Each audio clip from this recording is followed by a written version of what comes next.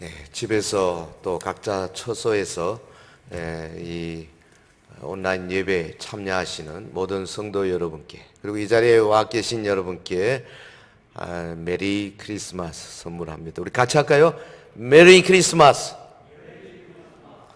이게 그냥 뭐 당연한 단어인데 지금 미국이나 유럽이나 이 메리 크리스마스가 사라졌어요.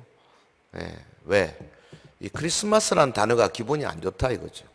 이거를 홀리데이, 휴일이다, 노는 날이다. 지금 다 해피 홀리데이로 바꾼 지가 벌써 오래됐어요.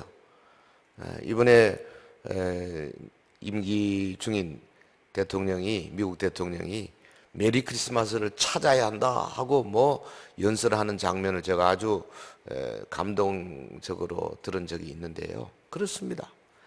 예수님이 오신 성탄절. 한 번 더 할까요? 메리 크리스마스. 참 연말에 이 성탄절에 또 예수님이 육신을 입고 오셨다는 날을 기념하는 이 날에 저희들이 함께 모여서 또 여기 오늘 여러분이 보는 것처럼 앞에 이렇게 멋지게 그것도 장식하고 했는데 이것도 못 보고 집에서 보시는 분들 참, 좀 어찌 보면 하나님께서 빨리 이걸 해결해 주셔야 되겠다 이런 생각도 합니다. 하지만 저희들은 하나님의 큰 섭리를 믿고 하루하루 나가면서 오히려 이런 기회에 예배의 중요성 또 주님의 말씀의 중요성을 더 깊이 깨닫는 계기가 되기를 주의 이름으로 축원합니다. 네, 오늘 금년 뭐 지금 전 세계적으로 코로나 팬데믹으로 인해서 매우 어려운 장면인 것은 우리가 뭐 너무나 지난 1년 동안 익히 경험하고 있습니다. 참 안타까운 것은 우리 한국 현 정권이 이거를 거꾸로 이용을 해서 오히려 여러 가지로 참 다른 쪽으로 특별히 우리 기독교계에는 이 교회를 탄압하는 듯이 보이는 것이 너무나 많았어요. 그동안에도. 얼마 전에도 이 방역을 책임지고 있다는 그 청장이 그런 말 했잖아요. 왜 3차 이 대유행이 왜 왔냐? 교회 때문이다. 말이 안 되는 이야기죠. 교회 때문이 아니에요. 그런데다가 뭐 심지어는 성탄절 아주 안 좋은 이야기, 여러분 뭐 언론을 통해서 알겠습니다만 연세 드신 분들한테 매우 참 섭섭한 그런 단어까지 써가면서 이야기했잖아요. 그런데 또 이 정권은 그 사람을 그제 보니까는 이 백신 참사, 백신을 빨리 들어주지 못한 모든 책임이 그 청장에게 있다. 이렇게 또 참 아이러니입니다. 상식이 통하지 않는 이런 나라에 우리가 지금 벌써 3년째 계속 진행하고 있어요. 기도 많이 해야 됩니다. 하나님은 대한민국을 우리 이승만 대통령을 통해서 정말 멋지게 자유민주주의 나라 기독교 입국의 그 기치를 걸고 시작했잖아요. 국회 개회할 때 첫 일대 국회에서 성경책 놓고 기도한 나라가 바로 우리나라예요. 우리 교회가 더 영향을 가지고 힘을 써서 하나님 앞에 가까이 가는, 특별히 하나님이 기뻐하는 일을 많이 해야 된다고 생각합니다. 북한의 인권 문제 더 신경 써야 되고 또 전 세계적으로 선교하는 문제에 더 힘을 써야 되고 우리 주변의 연약한 자들을 위해서 우리 사회 봉사, 사회 복지 더 힘을 써야 되고, 그러면서도 가장 밑바닥에 뭐가 있어야 되느냐? 예수 그리스도, 오직 예수, 오직 말씀, 오직 성령, 이 가장 귀한 기본적인 이 신앙의 원리를 지켜야 한다 이렇게 생각을 합니다. 이 성탄절에 그저 뭐 자주 등장하는 이 설교 주제 이런 것들로 보면 보통 뭐 베들레헴, 뭐 여관, 양치는 목자들, 뭐 별, 또 동방의 박사들, 천사들 출연하고 뭐 이런 이야기들이 계속적으로 왔기 때문에 우리가 뭐 오래 믿은 분들은 익히 알잖아요. 그런데 사실은 이 모든 곁가지들보다도 가장 중심이 되는 것은 하나님께서 자기 아들을 이 땅에 보내셨다. 그거죠.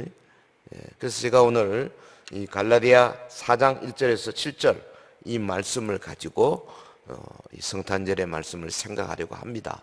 갈라디아서는 우리가 아는 대로 사도 바울이 갈라디아 교회에 보낸 편지죠. 여기 지금 본문이 있는 자리에 앞뒤로 뭐가 있습니까? 이신칭의, 믿음으로 말미암아 의롭다함을 받는다 하는 이 거대한 구원 원리, 이거의 정당성을 변증하는 서신이잖아요. 그러니까 이 본문에 보면 우리가 그리스도의 구속 사역으로 말미암아 율법으로부터 자유함을 받은 우리다. 그러니까 우리는 뭐와 같으냐? 과거에는 종이었지만은 이제는 아들의 신분을 갖게 되었다. 이 종과 아들의 신분을 가지고 이 어려운 주제를 풀어나가고 있습니다. 그러니까 우리가 믿음이 오기 전까지는 율법 아래 매여서 종로로 됐다. 그러나 이제 예수님 오셔서 율법 아래 있는 자들을 속량해 내시고 그 우리를 자유케 하셔서 하나님의 유업을 이을 수 있는 자격을 가진 자들로 만드셨다. 이게 전체 핵심이에요. 오늘 본문 4절, 5절 우리 화면 주실 수 있나요? 4절, 5절 주실 수 있으면 우리 같이 했으면 좋겠어요. 아주 중요한 구절. 각자 우리 가정에 계신 분들 성경책 찾으셔서 4절 같이 하겠습니다. 때가 참에 하나님이 그 아들을 보내사 여자에게서 나게 하시고 율법 아래에 나게 하신 것은 율법 아래에 있는 자들을 속량하시고 우리로 아들의 명분을 얻게 하려 하심이라. 요 4절 5절을 근거로 오늘 말씀을 좀 생각해 보겠습니다. 하나님의 때가 찬 경륜. 이거 굉장히 중요한 주제죠. 우리 성탄절, 특별히 이 대림절기에 우리가 그냥 의례적인 이런 하나의 절기로 지킬 것이 아니라 우리의 신앙의 본질에 보다 더 가까이, 말씀이 조금 어려울 수도 있어요. 이 서신서가 원래 좀 굉장히 추상적이기 때문에 쉽지는 않습니다. 하지만 최대한 한번 이해하기 쉽도록 말씀을 전해 보겠어요. 세 가지로 생각하겠습니다. 첫째, 이 하나님의 경륜의 첫 번째 본문에 보이는 게 뭐냐면 하나님께서 그 그리스도가 오실 그 때를 정했는데 그 정해진 때를 지키셨다. 요거죠. 그러니까 하나님은 주님의 때에 대해서 이 약속을 했어요. 그리고 그 약속을 성취하셨다. 요게 오늘 본문 4절의 말씀이에요. 그리스도의 정해진 때를 지키셨다. 하나님은 때를 지키시는 분이에요.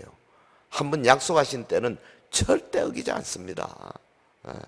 본문 4절에 앞부분에 보면 때가 참에 하나님이 그 아들을 보내셨다. 아들을 보내사. 그렇죠? 이게 그러니까 예수님이 이 땅에 오신 것이 우연히 오신 것이 아니라는 그 말이죠.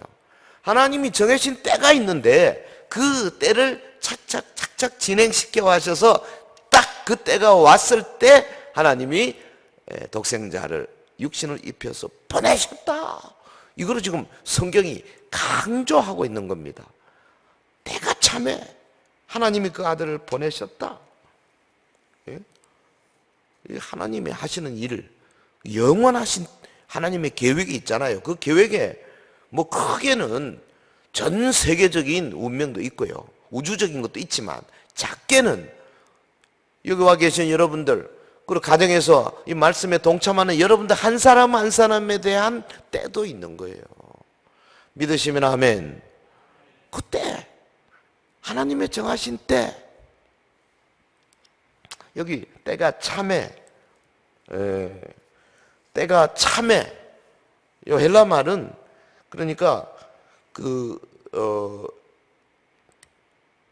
플레로마투 크로누, 때의 충만함, 그거예요. 때의 충만함이 왔을 때, 다른 말로 하면 새 시대가 도래했을 때, 그 말이죠. 하나님이 예수님을 이 땅에 보내신, 아무 때나 보내신 것이 아니고 하나님의 때, 새 시대 도래했을 때 그때 보내셨다. 때가 충만히 찼다. 뭐 하나님의 속마음 우리가 다 알 수는 없죠. 어떤 의미에서 때가 찼다 했느냐. 그러나 우리 역사적으로 좀 살펴보면 금방 이해가 돼요. 볼까요? 실제 역사에 보면요, 예수님이 오실 그 당시 오시지 않으면 안 될 만큼 하나님의 율법이 왜곡되어 있었어요. 그 유대인들에게 몽학 선생의 역할을 할 수밖에 없는, 하나님의 율법이 사랑의 법인데 언약의 법이에요. 이거를 완전히 비틀어 가지고 이제는 그 율법이 도저히 예수 그리스도를 향해서 하나님의 사랑, 하나님의 은혜, 하나님의 언약을 가리키는 그 역할을 다 상실해 버렸어요. 그러니까 하나님 보실 때는 사람들이 자기의 쾌락을 줬거나 혹은 인간 철학을 따르면서 영적인 공백을 끊임없이 느끼고 있을 때죠. 율법이 율법의 역할을 할 수 없을 때입니다. 어떤 때가 찼습니까? 당시 로마가 세계를 정복할 때 아닙니까? 세계를 한 나라가 지배하고 있을 때예요. 그러니까 어찌 보면 하나님께서 말씀을 선교하시기를 전 세계로 퍼뜨리기 아주 좋은 때입니다. 우리가 뭐 잘 아는 대로 로마 시대의 특징 중에 하나가 뭡니까? 그 파블란 말을 띄어서 이 보고하는 체계 잘 돼 있었죠. 그러니까 도로망이 굉장히 발달되어 있었습니다. 지난번에 제가 이태리 갔을 때 보니까 그 로마 시대부터, 그러니까 2000년 전부터 있었던 길이 아직도 있더라고요. 이게 돌로 이렇게 길을, 거기다 그 팻말이 붙여 있더만요. 도로망이 얼마나 잘 되는지. 그리고 예를 들면 냇가 같은 거를 연결하는 다리, 지금도 있는 다리, 2000년을 버티는 다리가 있어요. 대단합니다. 사도 바울이 복음을 들고 로마 권역을 마음대로 다니면서 전도하기가 얼마나 좋았겠어요. 그뿐입니까? 헬라어가 공용어였어요. 다른 언어가 필요 없어요. 그냥 헬라어 하나만 가지면 어디서나 요즘 뭐 영어로 전 세계가 다 통하는 정도 세계죠. 지난번 프랑스 가보니까 영어가 안 통하긴 하던데요. 그래도 뭐 거의 다 통해요. 거의 다. 그때는 로마 시대는 헬라어가 지금의 영어보다 훨씬 더 강했습니다. 복음을 전하기가 아주 좋을 때죠. 예수 그리스도 오셨다, 메시아가 오셨다 하는 소식을 전하기가 매우 좋은 조건이었어요. 때가 참에 하나님의 때가 온 거죠. 여러분, 하나님께서는 자신이 정하신 때를 정확하게 잘 지키시는데 우리는 참 잘 못하죠. 예. 약속해놓고도 어기기를 다반사로 하며, 또 하나님이 이렇게 때를 정했는데도 못 참고 견디지 못하고 초조하고 막 불안하고 그러잖아요. 답답해하고. 여러분, 성경에 하나님의 사람들 보십시오. 시간이 없으니까 많이 못하겠지만 요셉 하나만 하더라도요, 이 양반이 애굽으로 노예되어 팔려가서 감옥까지 갇혔잖아요. 그 요셉은, 그런데 하나님의 정하신 때, 그 요셉이 나이 30이 되던 딱 그 해에, 그러니까 애굽의 관원이 될 수 있는 나이가 30이거든요. 그 30이 되는 그 해에 하나님께서 감옥을 문을 열고 요셉을 끄집어내서 애굽의 총리 대신으로 세우지 않습니까? 정해진 때. 여러분, 그 홍해가 갈라진 때를 한번 생각해 보세요. 지금 뒤에는 애국 군대가 쳐들어오고, 앞에는 바다가 막혔고, 이스라엘 백성들이 모세를 향해서, 하나님을 향해서 막 원망하고, 여기서 우리 다 죽는구나 아우성치고 있을 그때에, 다시 말하면 절체절명의 때에, 하나님의 구원의 때가 이르를 때, 모세가 지팡이로 바다를 가리키고 하나님께서 동풍을 불어서 홍해를 갈라서 3km, 4km 넘어되는 그 거리를 그냥 육지처럼 건널 수 있도록 만들어내시는 그 기묘한 하나님의 때. 네. 우리가 신앙생활 수십 년 해도요, 또 그 과거에 얼마나 많은 경우에 그 희한하게 그 때가 되어서 하나님이 개인의 어려움을 해결해 주시고 하는 경험들 많이 갖고 있으면서도 또 어려움이 오면 또 흔들려. 또 그 우리 인간이 뭐 저만 해도 그렇습니다. 지나간 뭐 한 4, 50년 동안 제가 파란만장한 여러 가지 많은 경험들을 갖고 있는데요, 그때 하나님이 착착착착 열어주신 많이 경험해 놓고도 또 뭐 하나 오면은 또 흔들려. 그거 우리 인간이에요. 그러므로 이 말씀이 필요한 거죠. 하나님은 자기의 정해진 때가 되면 반드시 역사하신다. 할렐루야.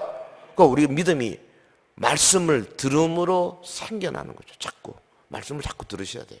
그리고 경험하고 그 경험된 것을 화육시켜서 우리 속에 채워넣고 또 고백하고 또 말씀을 또 듣고 또 고백하고 이러면서 믿음 위에 믿음, 은혜 위에 은혜 자꾸 쌓아가는 거 아니겠습니까? 할렐루야. 그 신앙 초기하고 오래 믿은 사람하고 다를 수 있는 게 바로 이거죠. 여러분 보십시오. 여자의 후손을 보내서 하나님께서 반드시 이 모든 인류를 구해내겠다는 그 약속, 창세기 3장 15절부터 시작되어 가지고 셋의 후손을 통하여 계속 홍수 후에 노아와 언약을 맺으시고 한 500년 후에 아브라함 통해서 갈대아 우르에서 나오게 하시고 아브라함을 통하여 민족을 이루시고 그리고 그 민족 가운데 수많은 주의 종들 선지자들을 파송하시고 말씀하시고 언약을 맺으시고, 그 구약의 그 모든 이루어진 것들을 보면서요, 우리 속에 하나님의 말씀을 통한 믿음을 자꾸 쌓아갈 때, 여러분 적게는 우리 개인에게 오는 어려운 문제를 우리가 쉽게 거기서 무너지지 아니하고 일어날 수 있고, 또 교회적으로도 마찬가지고 국가적으로도 우리 하나님의 정해진 때를 기다릴 수 있는 믿음을 갖게 되는 거죠. 그 믿음이 필요합니다. 예수님 탄생 전으로 해서 놀라운 일들이 많이 일어났잖아요. 예를 들어서 로마 황제로부터 호정령이 내렸죠. 그 가나안 땅 사람은 아무 관계 없어요. 저 로마 황제로부터 호적하라. 그리고 이 만삭이 된 아내를 끌고 아마 나오기를 태웠겠죠. 저 나사렛, 북쪽 나사렛에서부터 저 예루살렘 밑에 베들레헴까지 그 거리가 얼마입니까? 한 뭐 일주일은 걸립니다. 그 먼 거리를 만삭된 여자를 끌고 내려갈 수밖에 없었던 것, 그 마국간에 태어나게 된 것, 뭐 이런 모든 것들, 그리고 천사들 만나고 그 아기를 낳아서 구유 속에 뉘고 동방으로부터 여러 달 걸려서 도착한 박사들 만나고, 참 이 모든 것들이 보면 하나님의 정해진 때를 따라서 착착착착 이루어진 것을 알 수가 있는 거죠. 이 하나님은 정해진 때 정확하게 이루신 분이에요. 이거 절대 놓치지 말기 바랍니다. 이 갈라디아 여기 4장 4절에 사도 바울이 때가 참에 하나님께서 여자에게서 나게 하셨다, 감동이 있는 거죠. 여러분, 우리가 어떤 어려움을 만나더라도 하나님 믿는 믿음으로 믿음의 길을 한 걸음 한 걸음 가면서 부르짖어 기도하고 금식하고 하나님의 도우심을 구하고 이럴 때 우리 각자 개인적으로 때가 찰 때에 하나님이 놀라운 기적을 베풀어 주실 줄 믿습니다. 자, 하나 더 나가 보겠습니다. 두 번째, 하나님이 정해진 때를 지키시고 나아가서 거기 뭐라 그러냐면 그리스도를 여자에게서 나게 하셨다 그랬어요. 여자에게서 도성임신이죠. 하나님께서 육신을 입혀서 여자에게서 우리와 똑같이 열 달을 기다려서 태어나게 하시는 이 장면, 이게 얼마나 하나님 편에서 보면요 얼마나 큰 겸손인지 알 수가 없어요. 아니, 창조주 되시고 세상에 조물주 되시는 그분이 인간의 뱃속에서 그리고 아기가 되어가지고 태어난다? 이거는 상상이 안 되는 거죠. 겸손 중에 최고의 겸손. 4절 봅시다. 때가 참에 하나님이 그 아들을 보내서 여자에게서 나게 하시고 율법 아래에 나게 하신 것은 그랬어요. 이게 아들을 보내사, 요거는 예수님의 신성을 의미한다면은 여자에게서 나게 하셨다, 이 말은 예수님의 인성을 유추할 수 있는 말이죠. 독생자께서는 모든 사람들처럼 여자에게서 태어나신 거죠. 그러나 가장 영광스러운 진리가 뭐냐면 그분이 하나님에 의해 보내심을 받았다, 보내지셨다 이거죠. 하나님이 말씀하시고 여자가 기적적으로 성령으로 잉태하고 그래가지고 정해진 때를 따라서 아기로 태어나시고, 이거보다 더 큰 겸손이 어디 있겠어요. 우리 주님은 겸손하게 이 땅에 오셨어요. 요한복음 1장 14절 말씀이 육신에 우리 가운데 거하시며 우리가 그의 영광을 보니 아버지의 독생자의 영광이요 은혜와 진리가 충만하더라. 육신이 되어 우리 가운데 오셨다. 그냥 오신 거 아닙니다. 율법 아래로 오신 겁니다. 그러니까 예수님이 스스로 율법을 정하셨어요. 자기가 정해놓고 스스로 율법 아래에 가서 율법의 모든 요구를 다 지키셔야만 했습니다. 여러분, 십계명 예수님이 안 지키시면 큰일 나는 거예요. 다 지키셨어요. 십계명뿐만입니까? 창세기, 출애굽기, 레위기, 민수기, 신명기에 나오는 모든 모세 오경의 그 법들을 하나하나를 다 지키시고 그의 삶 속에 조금도 죄를 짓지 아니하시는 모습으로 우리 앞에 겸손의 모범을 보여주신 거죠. 그래서 그 결과 어떻게 됐습니까? 우리를 율법의 모든 멍에로부터 자유케 하셨다. 그가 율법을 다 지키시고 그가 우리에 앞서서 갈보리에 올라가시고 피를 뿌려 죽으시고 이제 우리가 그를 믿음으로 그가 이루신 모든 의를 전가받게 되었다 그 말이죠. 로마서 8장 3절에 그랬어요. 율법이 육신으로 말미암아 연약하여 할 수 없는 그것을 하나님은 하시나니 곧 죄로 말미암아 자기 아들을 죄 있는 육신의 모양으로 보내어 육신의 죄를 정하사 육신을 따르지 않고 그 영을 따라 행하는 우리에게 율법의 요구가 이루어지게 하려 하심이니라 그랬어요. 여러분, 우리 한번 돌아보세요. 우리는 아무런 힘이 없는 존재 아닙니까? 물리적으로도 그렇고 육체적으로도 연약한 존재지만은 사실 영적으로 더욱 취약한 존재들이에요.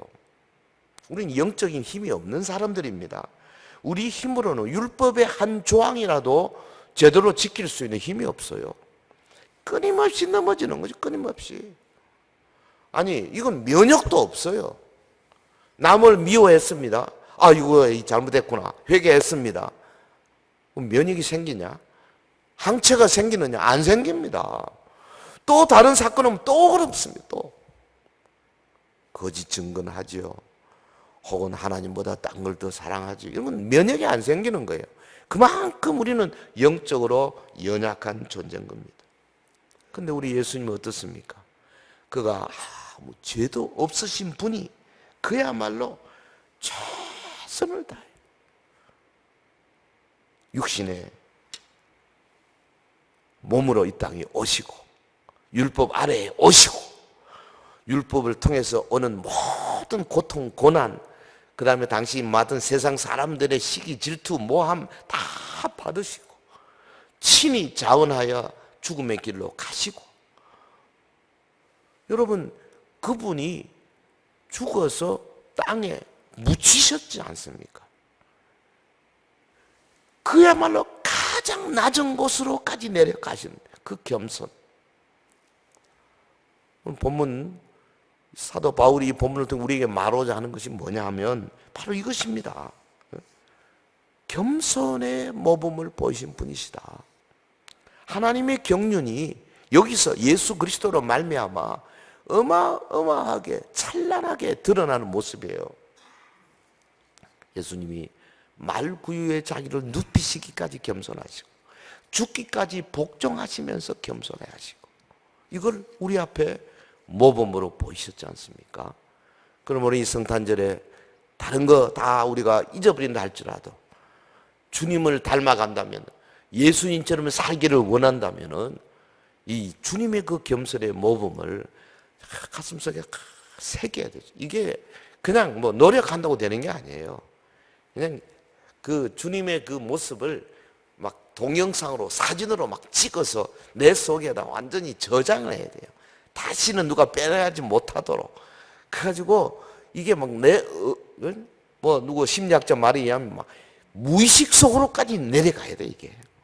그래서 뭐 꿈에도 나타나고 생각으로도 뭐 말 실수할 때도 나타나고 막 이렇게 돼야 된다고요. 그 모든 우리의 말, 행동, 생각 이런 것들이 그 예수님의 모범을 닮아가도록 이거는 끊임없이 반복하고 금식하고 묵상하고 기도하고 이런 경험이 없이는 절대 될 수 없는 요소다, 그 말이죠. 주님의 그 놀라운 겸손이 하나님의 경륜으로 나타났습니다. 자, 하나 더 합시다. 예수님이 때가 찼을 때 오셨고요. 그가 겸손의 모범을 보이셨는데, 자, 그러면 세 번째는 그 우리에게 미치게 된 게 뭐냐?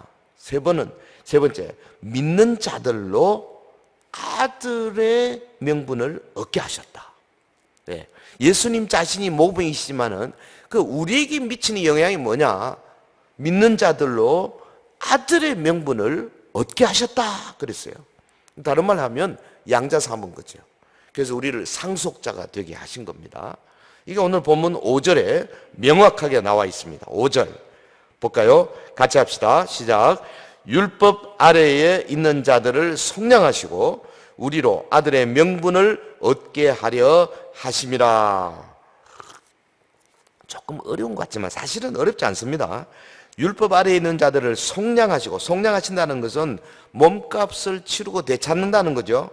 그러니까 율법 아래에서 그 율법이 선포한 정죄의 판결에 의해서 죽을 수밖에 없었던 죄인들을 구원하시고, 또 노예 상태에서 자유케 하시기 위해서 마땅히 거기에 합당한 대가를 치러야 되는 거죠. 예. 하나님이 독생자를 여자의 몸을 통해서 율법 아래에 나게 하시고, 그래서 그 율법의 모든 제한된 삶을 살게 하시고, 그 율법의 정죄에 따라서 죄값으로 십자가로 가시고, 이 모든 과정을 통해서 저와 여러분을 하나님의 양자 삼을 수 있도록 다 세팅을 하신 거 아니겠어요?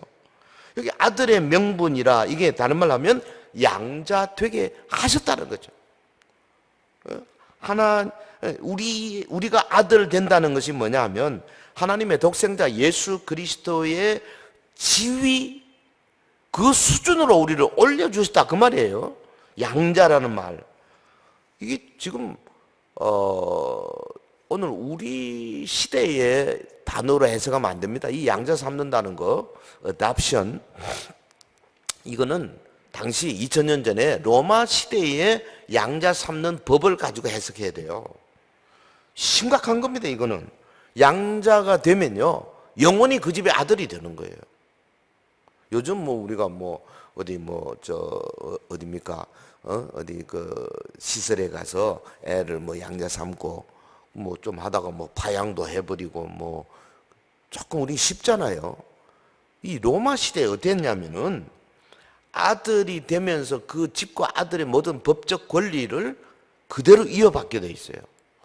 대표적인 예가 누굽니까? 네로 아닙니까? 네로. 네로 황제 됐어요. 네로가 원래 그 노예 자식이십니다. 근데 그 클라우디스 황제가 그 네로를 양자 삼았거든요. 그러니까 그냥 황태자가 돼버린 거예요. 그럼 황제까지 됐습니다. 양자 삼는 게 이게 어마어마한 거죠. 근데 성경에 2000년 전에 이미 우리를 예수 그리스도로 말미암아 하나님의 양자가 되었다. 하나님이 우리를 양자 삼으셨다. 이렇게 지금 선포하고 있는 거죠. 할렐루야. 이거보다 더 큰 축복이 없어요. 때가 참에 예수님이 오셨어요. 그가 우리에게 모든 겸손의 모범을 보이셨어요. 그리고 이제는 믿는 모든 자들을 양자 삼으셨다. 순서가 지금 그렇게 나가지 않습니까?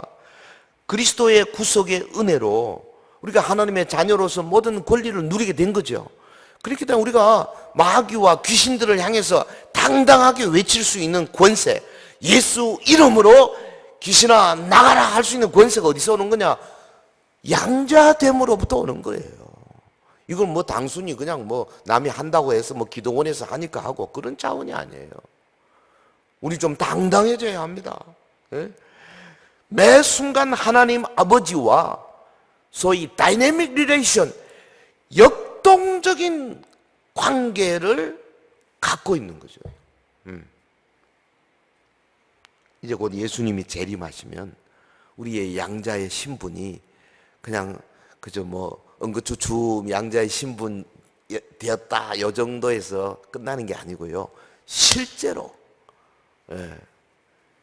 그리스도의 왕국에서 우리가 왕노릇하는 실제의 모습으로 물리적으로 현실적으로 나타나게 될 거다 그 말이죠.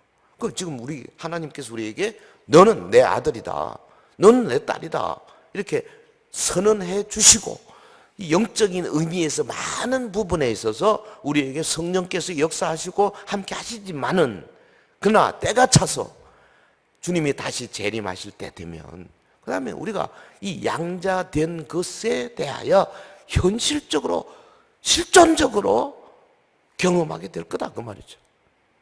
사랑하는 성도 여러분, 하나님은 지금 우리를 성숙한 자녀로 만들어내시기 위해서 여러 가지 방법으로 우리를 계속 지금 키우고 계시잖아요.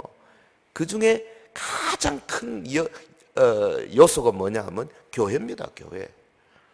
아무리 우리 개인적으로 믿고 하나님 앞에 나온다 할지라도 교회가 소위 지지적인 공동체, 내가 다른 성도들과의 관계를 통해 가지고 하나님의 사랑을 깨닫고 그리스도의 사랑을 깨닫고 그 사랑을 나눌 수 있는 그런 관계는 교회밖에 없어요. 그렇기 때문에 물론 뭐 서연 교회만 있는 것이 아니고 다른 교회 성도도 연결되지만은 그러나 1차적으로 이 본 교회에 속해 있는 성도 여러분들, 오늘 영상을 통해서 예배 참여하는 우리 서연교회 성도 여러분들, 이 서연교회가 하나님이 여러분에게 주시는 이 세상의 가장 큰 축복 중에 하나인 줄 믿으시기를 주의 이름으로 축원합니다. 그래서 우리의 양자됨, 하나님이 우리에게 주신 축복, 이것을 여기서 최선을 다해서 누려야 되거든요. 그러니까 교회를, 좋은 교회를 만들어야 되죠. 예? 영적으로 질서가 서고 거짓이 들어오지 못하고 깨끗한 사람들이 하나님을 깨끗한 마음으로 찬송하고 함께 신앙 간증을 나누는 그런 아름다운 공동체로 만들어야 하는 책임이 우리에게 있다고 말이죠. 사랑하는 성도 여러분, 2000년 전에 독생자를 우리에게 보내주신 하나님, 이제 정해진 때에 주님이 이미 부활 성천하셨잖아요. 정해진 때에 천사들과 함께, 우리 먼저 간 성도들과 함께 구름 타고 우리에게 마지막 나팔과 동시에 오실 것입니다. 이거는 뭐 수천 번 성경이 약속한 거예요. 절대 바뀔 수 없는, 누가 믿든지 안 믿든지 그냥 이거는 이루어지는 거죠. 지금은 온 세상이 사실은 주님의 재림을 준비해야 할 때입니다. 이 코비드 19, 이 세계적인 팬데믹, 이게 뭘 의미합니까? 마태복음 24장에 나오는 온 세계의 역병이 창궐할 그 예언이 이루어지고 있는 거 아니에요. 좀 마지막 시대가 많이 다가왔다 이거예요. 이 성탄절 예배를 드리면서 내가 진실로 하나님의 자녀인가, 양자 되었는가, 자기를 한번 돌아보시고, 두 번째, 그렇다면 또 다른 하나님의 자녀들과 내가 어떤 관계를 지금 맺고 있는가, 그리고 나아가서 하나님의 자녀 안에 들어오지 못한 주변의 사람들을 향하여 나의 삶의 자세가 어떤가. 이 성탄절에 생각하는 뭔지 하겠어요? 자녀이면 후사이고 상속자라 그랬잖아요. 예수님은 자녀된 우리를 위해서 이제 다시 오실 것입니다. 여러분, 하나님 나라에 온갖 좋은 것을 상속하게 된 복된 자들 아닙니까? 이 나라를 통해서 우리 주님을 더 깊이 사랑하고, 참 때가 되어 오신 그분, 오셔서 최고의 모범을 보여주신 바로 그분 때문에 하나님의 자녀가 된 우리들, 이 아름다운 관계 가지고 주님 오실 때까지 최선을 다하여 그리스도를 닮아가는 저와 여러분 되시기를 예수 이름으로 축원합니다. 축원합니다.